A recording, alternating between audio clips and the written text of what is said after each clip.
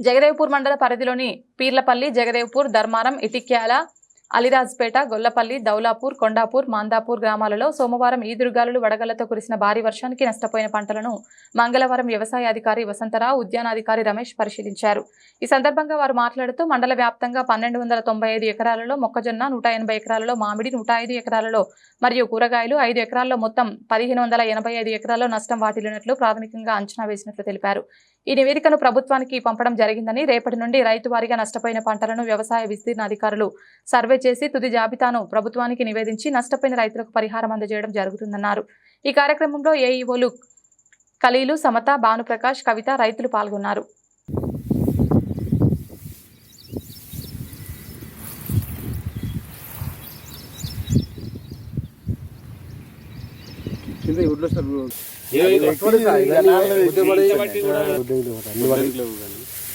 ఇది గాలి నాకు ఇట్లా చక్కగా కనబడుతుంది.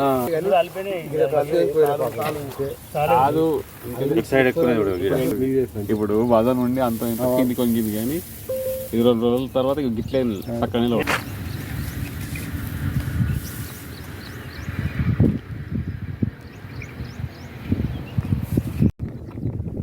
అందరికీ నమస్తే. నేను మండల వ్యవసాయ అధికారి జగదేవ్పూర్. నిన్న సాయంత్రం అనగా 21వ తేదీ సాయంత్రం వచ్చిన గాలి దుమారం మళ్ళా వడగళ్ళ వానకి వరి, మొక్కజొన్న, మామిడి, కూరగాయలు పంటలకి నష్టం వాటిల్లటం జరిగింది.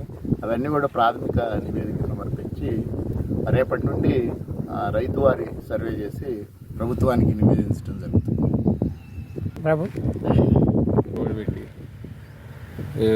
ఇంకొక వారం 10 రోజుల్లో కొత్తకొచ్చే దశలో ఈ అకాల వర్షాలు పడి చాలా ఇబ్బందికి గురైపోయింది. రైతుకి ఇది తీరని నష్టంగా భావించి గవర్నమెంట్ వారు ఏ రకంగానన్నా ఆదుకుంటుందని